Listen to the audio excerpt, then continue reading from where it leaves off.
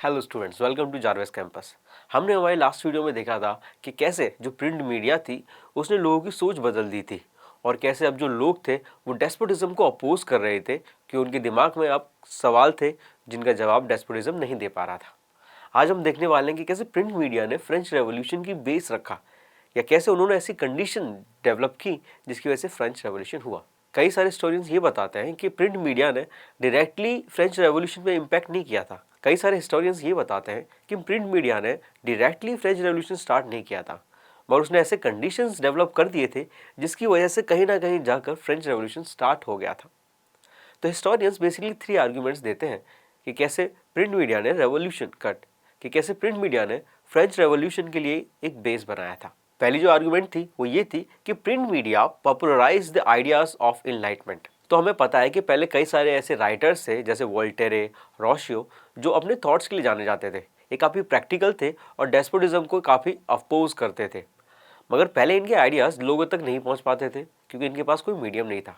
मगर अब प्रिंट के जरिए ये अपने आइडियाज़ को काफ़ी जगह या पूरे यूरोप में स्प्रेड कर पा रहे थे, जिसकी वजह से लोगों के दिमाग में जो है वो अवेयरनेस क्रिएट हो रही थी कि जो डेस्पोटिज्म है वो गलत है और हमें उन्हें अपोज करना चाहिए। इसके अलावा ये अवेयरनेस भी क्रिएट हो रही थी कि जो सुपरस्टिशन सोसाइटी में चल रहे हैं उन्हें बंद करना चाहिए और जो सही चीज़ है वही लोगों को करना चाहिए और लोगों को गलत चीज़ों को अपोज करना चाहिए।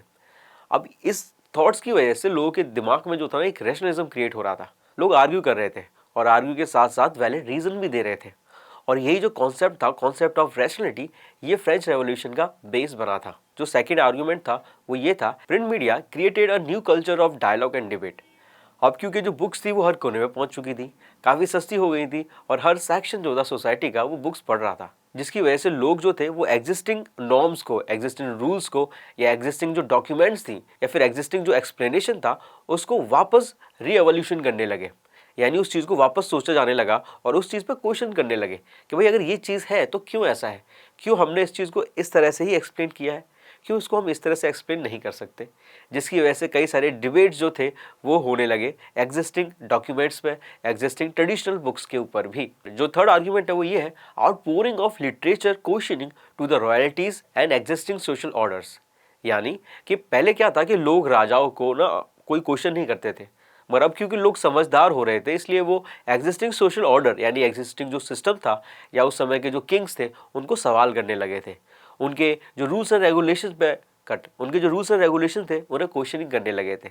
इसके अलावा वो अपोज भी करने लगे थे। तो अपोज कैसे कर रहे थे, तो वो अपने लिटरेचर्स पे या अपने प्रिंट मीडिया पे लीडर्स के कार्टून्स बना रहे थे। इसके अलावा वो अपोज भी करने लगे थे राजाओं का या उनका मजाक उड़ाने लगे थे लीडर्स का। कैसे कर रहे थे, तो अलग अलग लिटरेचर्स बना रहे थे या अलग अलग लिटरेचर्स लिख रहे थे और उन लिटरेचर्स पे कार्टून्स बना रहे थे लीडर्स का, जिनको कैरी कैचर्स कहा जाता है। आपने कैरी कैचर्स देखा होगा कि आजकल न्यूज़ चैनल पे है ना, ये कार्टून वाले एक पोर्शन आता है जिसमें बताते हैं कि भाई एग्जिस्टिंग पॉलिटिक्स में क्या चल रहा है। तो जो जब लीडर्स के ना कार्टून के फॉर्म में और उनकी बॉडीज बनाई जाती हैं या उनको रिप्रेजेंट किया जाता है तो उन्हें कैरी कैचर्स कहा जाता है।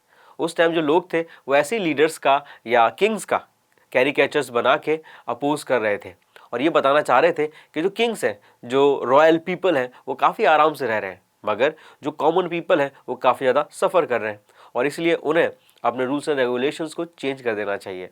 और राजाओं के इन्हीं सारे रूल्स एंड रेगुलेशंस की वजह से जो लोगों के दिलों में था वो गुस्सा बढ़ रहा था।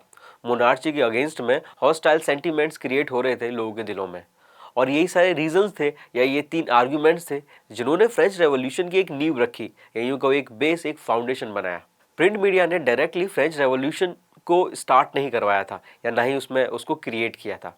प्रिंट मीडिया ने बस लोगों को एक डायरेक्शन दिया था, एक पॉसिबिलिटीज़ दी थी उस तरीके से सोचने के लिए। प्रिंट मीडिया ने एक बताया था कि जो एग्जिस्टिंग चीज़ें हैं उससे चीज़ें काफ़ी अच्छी हो सकती हैं, मगर उसके लिए हमें अपोज करना पड़ेगा, हमें एक साथ खड़ा होना पड़ेगा और अपनी सोच को बदलना पड़ेगा। और इसी चीज़ की वजह से इस जो अवेयरनेस आई सोच में या ये चेंज ऑफ थिंकिंग का फेस आया, इसी की वजह से फ्रेंच रेवोल्यूशन का बेस रखा गया था। अब ये तो हो गया 17 और 18 सेंचुरी में impact of print media. Next lecture में हम ये देखेंगे कि प्रिंट मीडिया ने 19th सेंचुरी में क्या क्या इम्पैक्ट क्रिएट किया। Thank you.